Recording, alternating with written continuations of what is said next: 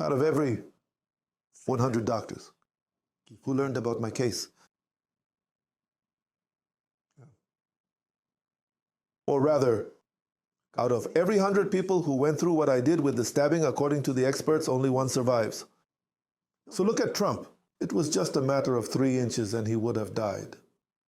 I think that neither he nor I was saved from anything. Look, the difference between Trump and me is his purchasing power and mine. Right? I'm struggling to pay for a lawyer. Even though I know that, the decision over there doesn't depend on a Rui Barbosa. It depends on other things. But yes, I could have stayed in the United States. I could be exiled in the United States now. I may not be competent in many things, but I have a name. I am a former president, and I have in my hands a wealth of information I gathered from around the world. Just because the guy talked for 3 hours with Putin, it doesn't matter.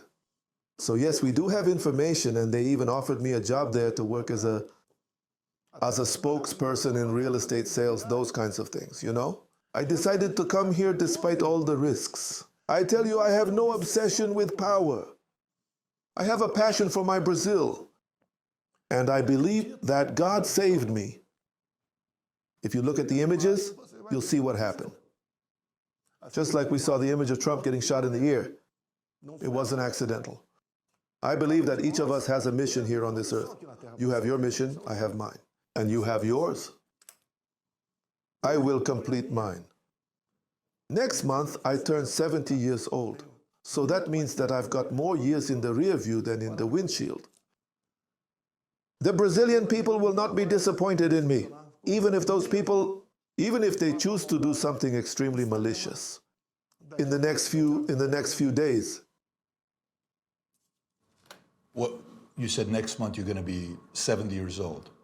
And I looked at your birthday. Your birthday is the same as Ayrton Senna. You guys have a similar birthday. I have watched Senna's documentary 100+ times. I love Senna so much that I named my daughter Senna. My oldest daughter's name is Senna, same spelling, because of what he was to his country. When the last 2 days, Mr. President, I'm walking around and I'm asking people, tell me who are the heroes of Brazil. Everybody I talk to, they would say, Pele, Senna, and Bolsonaro. Why do you think your people love you so much? A rare thing in a politician is to speak the truth. And I brought the truth to all of Brazil. I made the people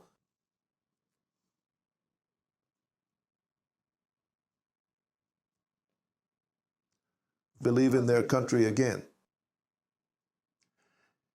I faced at least one interference per week from the Supreme Federal Court to make my government unfeasible.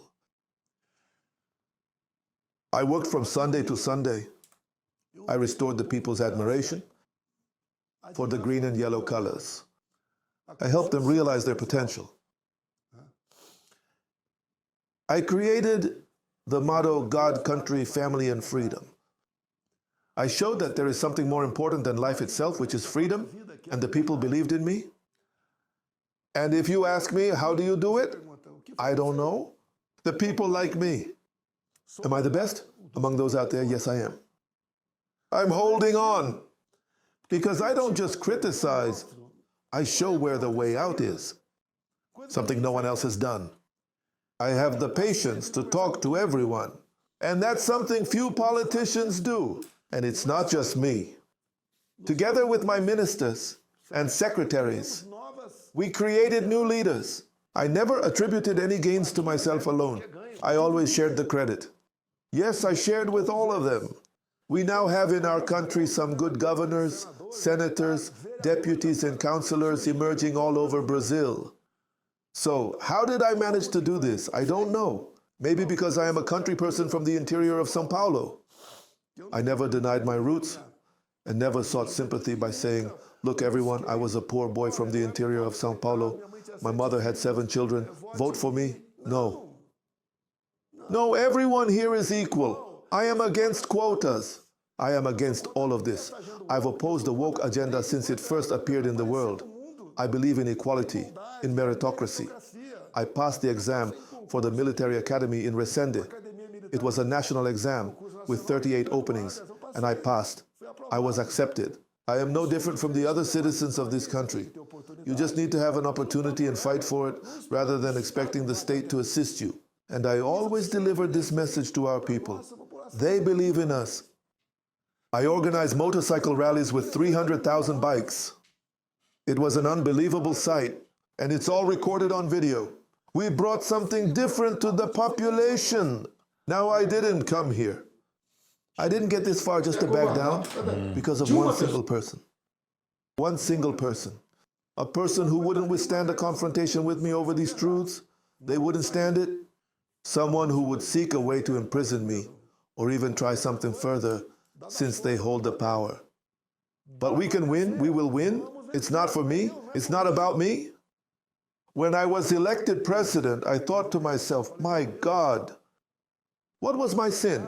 To have to pay by occupying the presidency of the Republic. Then when my term began, important people from the legislature started to interfere with the presidency. They closed the doors and said, I want this, this, and this. You are not in charge. That's how things worked in Brazil. I still stood my ground. And listen to me. There's another matter I'm trying to explain today. Do you know which is the most coveted state-owned company in Brazil? It has always been Itaipu Binacional. Do you know why? Because it hasn't been audited. If I tell you who had their hands in there in the company, I'm sure you'd be shocked. It's all documented. I didn't want to, and I didn't try to create a government based on retaliation. I never said, let's dig up some old bones. Let's go after these people. I didn't persecute anyone, not a single person. Completely different from what the Workers' Party is doing now, despite always being advised otherwise. Olavo de Carvalho, whom people in Brazil know, has long talked about confronting the left. I thought I could do things differently when it came to confronting the left, or rather, not confronting them. But I didn't. I'm not going to say I regret it. I'll do things differently if I return. These people need to leave public life just like Trump is doing in the United States. Trump is trying to drain the swamp. Just look at the example of the FBI you have there, or even the CIA, right? He's going after people who are part of the Democrats. Here, the situation is no different, and I know how to handle it. And the best part is that Trump is doing this in his second term, so I know it's possible to drain the swamp here in Brazil too, and I know that we can do things differently, that we can make Brazil thrive. The right path is to increasingly form good partnerships, because if you look at my example, whom did I stimulate partnerships and business with? With the Arab world, Japan, South Korea, the United States. That's what I did during my term.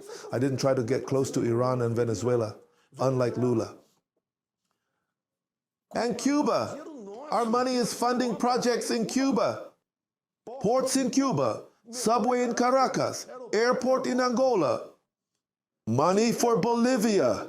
Bolivia even took 2 of our refineries. And what was the role of the Brazilian government? They expropriated, took 2 of our refineries, and what did Celso Amorim say? Celso Amorim was the Minister of Foreign Affairs at the time, and later became the Minister of Defense here in Brazil. He said that Brazil was showing imperialistic behavior and that the refinery was theirs, that the territory was theirs, and as a result, the refinery was theirs.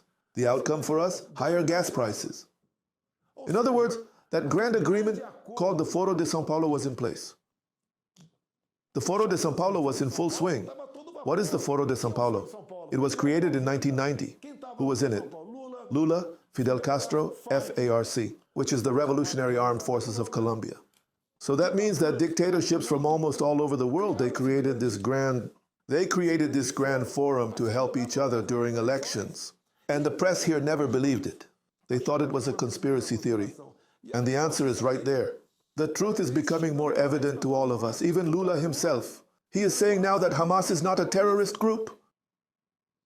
He talks as if he believes the group is defending something that always belonged to them.